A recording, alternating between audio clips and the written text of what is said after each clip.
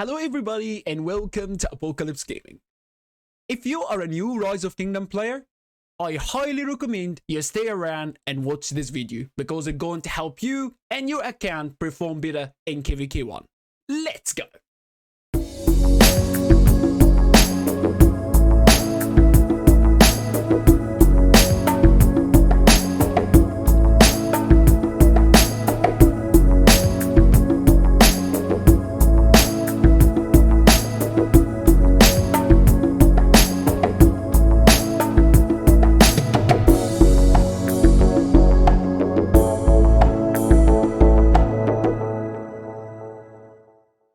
Hello everybody and welcome. We're going to break this video into commanders and tips. I'm gonna start with the tips and then we're gonna get into the commanders and what you should do and what you shouldn't do. First of all guys, for you to be able to have fun KVK1 and enjoy this game, you must have your primary commander as level 60. It is not an option, it's a rule and you must do it. What I mean by that, that your commander level has to be level 60. I'm going to recommend for you the right commanders to use, but before we get into that, you must understand some tips so the game make more sense for you. Some of you will say, but we don't have enough tome of knowledge, Apple. It's not possible. We can't make our commanders level 60. You are mistaken. Yes, you can. And how you're going to do that is you're going to kill the guardians. What you mean by killing the guardians? Every day at reset time, the guardians appear at the holy sites. Every holy site has guardians. In your kingdom KVK1, when you start the game, there is holy sites and there is guardians. You need to make sure you organize with your friends, with your king, with your team to kill the guardians as a group. So everybody gets the right experience to help them bringing their commanders to level 60. Don't be one of these guys that maybe spend a little on the game or spend a lot on the game and miss on the free stuff that the game offers you. So the number one thing you're going to do is to make sure every day you're going to kill the guardians with the commanders you're going to use for KVK1. We're going to get into what commanders I would recommend, but we need to focus on some tips that will help you have a better account in Rise of Kingdom as a new player. The number two thing that you must focus on is camps and keeps. What do you mean by camps and keeps? Let's go look at the camps. This is called a camp, and in your kingdom, just to be clear here, I'm in KVK, so this is like more advanced KVK map, but in every map there is the same stuff. What I mean by killing the camps, this Iron Hand barbarian, once you kill him, you get individual reward. And there is a chance of getting the blueprints you can see here. One of them is one of the greatest blueprints for Infantry March. And one of them is the best accessory for early game, which is the Silent Trowel. It doesn't come all the time, but if you make sure every 8 hours you are ready to kill the camps, you're going to get a lot of boom boom out of it. And I mean it, a lot of boom boom out of it. You're going to get every 8 hours some individual rewards, you get a chance of getting a good blueprint. So how are you going to do that? Every 8 hours, every time, like example, if I kill them at 1 UTC, at 8 UTC, they go at 9 UTC, they're going to reappear. It's an 8-hour cycle.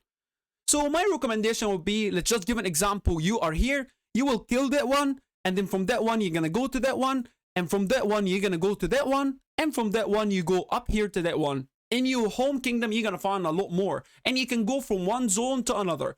I had to do the same. It will help you a lot with making your account ready for KVK1.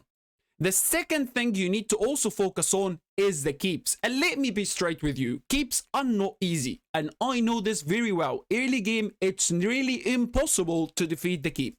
But if you have a couple of friends or in your alliance, you ask someone or multiple of your mates to go together and help kill the keep, you all gonna get benefit out of it. The reward for killing the keep resets every 2 days and it's great. You get some great rewards. In here, we just looking at more advanced. So I am here right now, but for you guys, it's gonna be 0 to 1. You're up to 5 material. you get some speed ups, you get a silver key, gold key, and you get some gem and some stars, which you're going to require a big number of them later in the game. And if you are lucky enough to get the Swindler, which is the purple barbarian, you're also going to get some great rewards. But not only that, guys, it offers great amount of what do you call them, blueprints which are going to help you. But there's one advice: if you come here and defeated all these things and now this is ready, okay, like the boss appeared, you need to make sure that everybody taking part in killing the keep has to attack that barbarian, the big one that comes out. The name of it is Bloodfist. And if you got the Swindler, which is the purple one, you have to also make sure that everybody is attacking him at the same time. And be careful, the purple one health is very small, it dies very fast. So make sure you don't be selfish and attack him quickly. Make sure everybody that doing the keep within your team attack him so everybody gets the reward. You must remember, this is a team game, not an individual game. But when it comes to camps, I will tell you, you need to focus this by yourself. You can't be dragging people around. Just start with the camps, work your way through it, and then 8 hours later, come online and do the same thing again. Don't get frustrated when you see someone else doing it. Everybody tries to improve their account, but it's part of the game. Let's make things clear. First of all, you need to make sure that your primary commander is level 60. You need to make sure that you kill camps and try your best to do keeps. It's going to help your account with blueprints, with individual rewards, and it will help you overall have a better account before KVK1. Now we're going to talk about the wheels and the golden sculpture, because this is a very important point. I do not recommend anybody, doesn't matter. If you are a high spender, go ahead and do whatever you want. But this video is for low spenders or free to play. I do not recommend under no circumstances that you spend your golden sculpture KVK 1, KVK 2 or KVK 3. Why, Apple? Because in the early game, you only have limited commanders. Once you go to Season of Conquest, which is Season 4, you will unlock a lot of better commanders that will give you a lot bang for your bucks, or like I like to say it will be a boom boom commander. So, what I'm going to do, Apple, if I don't spin my golden sculpture, the epic commanders suck. You are incorrect. I played with epic commanders for a long time of this game, and I'm going to recommend for you some of my favorite epic commanders that I promise you going to give you a lot of boom boom in the open field when it comes to KVK1. So before we get into that, rule number 1, it must be level 60 commander. And before we jump into the commanders, I just want to say something. When it comes to Wheel of Fortune, which is the wheel that you spin and you have 100 spin, guys, I do not recommend anybody to do more than 100 spin early game. Even if you're desperate for this commander, trust me, this commander will come again and again and again and again and again. Trust me. I wish someone that advise me or give me these advices when I start playing the game. 100 spin is the max amount of spins you're going to do per wheel. The wheel comes like twice a month, I think. So it's pretty regular. Please, only 100 spins so you use your gems wisely.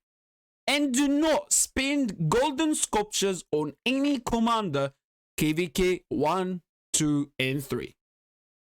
Let's jump into my favorite commanders and let's get into it. We'll start with talking about infantry commanders, and without wasting time, everybody knows Sun Tzu is one of the best infantry commanders in the game for early game for new players. What you're going to do, you need to make sure that this commander is always killing guardians, always killing barbarians, put him behind a commander which saves action points. What I mean by that, look at this buff here, sees it costs 10 fewer action points for this commander troops to attack barbarians. So you use this one as primary and use Sun Tzu behind him. So it helps you get to level 60. When you're doing the guardians, it doesn't cost action points, but it's actually more smart to use one of the barbarians commanders like Lohar, because let me show you something. Both of the primary secondary commander of this commander's troops gain 70% more experience from defeating barbarians, and that works on guardians. So if you use Sun Tzu behind Lohar, you're going to gain 70% extra experience for both commanders.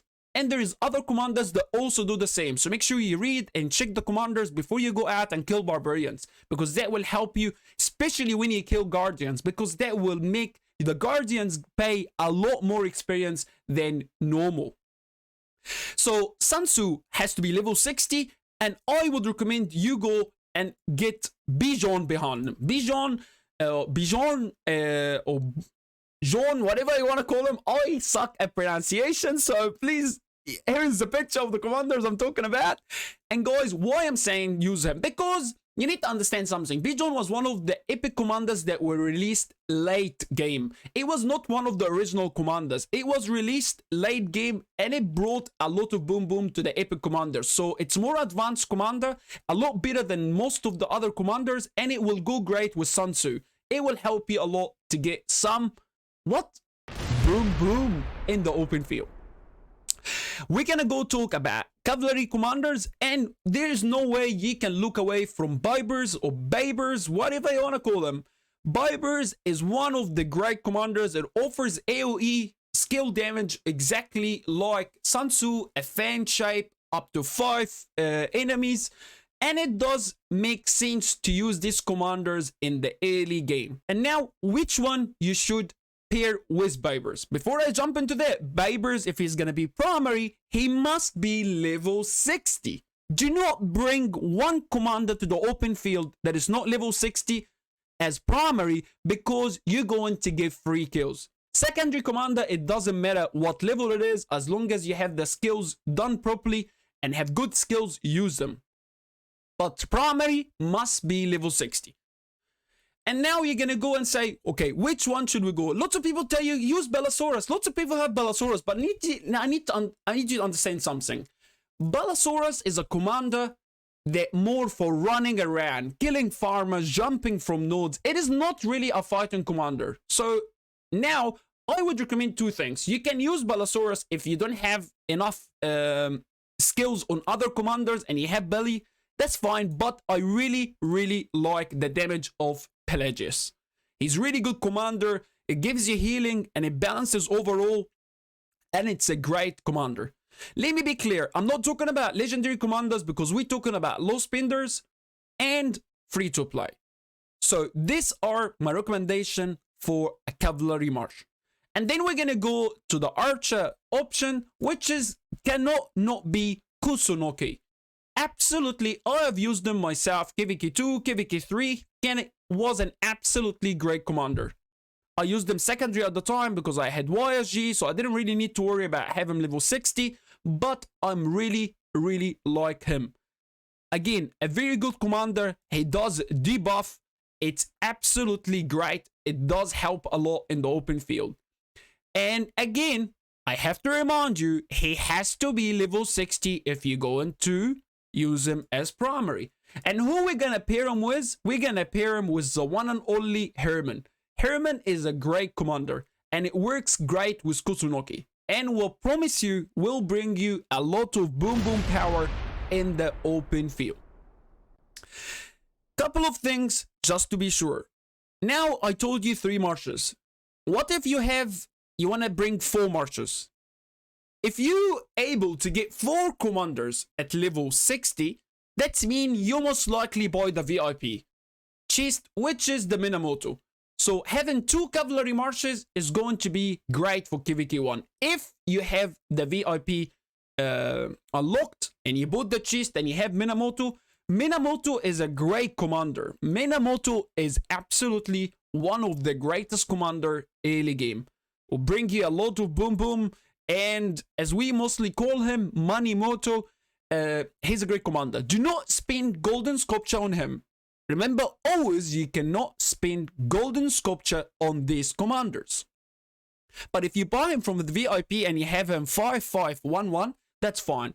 And let me make something very clear for you before you get into the game. Before you go and look at commander, go read the skills. Because if you go and make him 5-1-5-1, you wasted a lot. This commander troops deal 50% more damage to Barbarian. It's not going to help you. But if you get him 5-5-1, he's going to be great cavalry commander. So make sure you don't go unlock all the skills quickly and get excited, because you will need to make sure you have the right skills filled. Now you can actually lock some of the skills which is in the past we couldn't, but just for the sake of not messing it up, just do one skill at a time. As long as it's a good one, use it and do some boom boom boomism. Minamoto can be paired with Cacao for sure, but if you don't have Cacao, I'm gonna go back and say you can use one of the two available commanders, which is Pelagius or Bibers or Bellasaurus. They all work very, very good. But there is another great commanders that I would recommend you invest in. You can use them secondary to any commander if you want. The one and only Joan of Arc. Joan of Arc is actually one of the greatest epic commanders. And just let me be clear. I know she is a gathering commander, and you might reckon like saying, what the hell is this guy talking about? But listen to me. Read this skill. For the next 4 seconds, up to 5 nearby allied or friendly troops gain the following buffs. Infantry unit get 30% health, cavalry gain 30% defense, and archer gain 30% attack. The troop themselves gain an extra 50 rage per second. It gives you healing, and not only that, it gives you normal damage up to 25%. Promise you guys, this is one of the greatest epic commanders of all time. You can use her behind any commander because it buffs everybody. It's not a cavalry type, or like you can use her behind Sun Tzu if you want. But I would recommend something. I would advise you to try to use her alone with another commander. Who is that commander?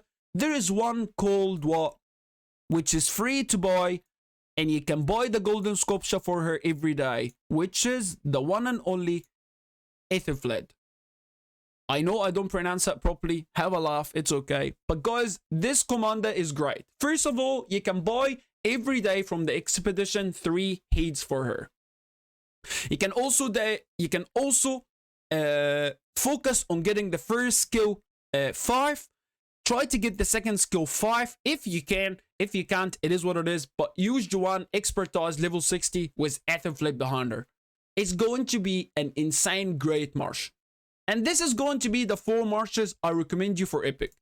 If you are free to play or a low spender, thinking you're going to bring 5 marches into KVK1, you are mistaken, and you're not going to be able to maintain it. So play right and play wise. Only bring commanders that level 60 to the open field. Make sure they are strong, make sure they are good, and make sure you ready to be able to hold upgrades, hold technology, and focus some resources for fighting. If you are level 23, hold it there. 1 week or 2 weeks before KVK, you have to maintain your resources for fighting. You can't spend everything on upgrades.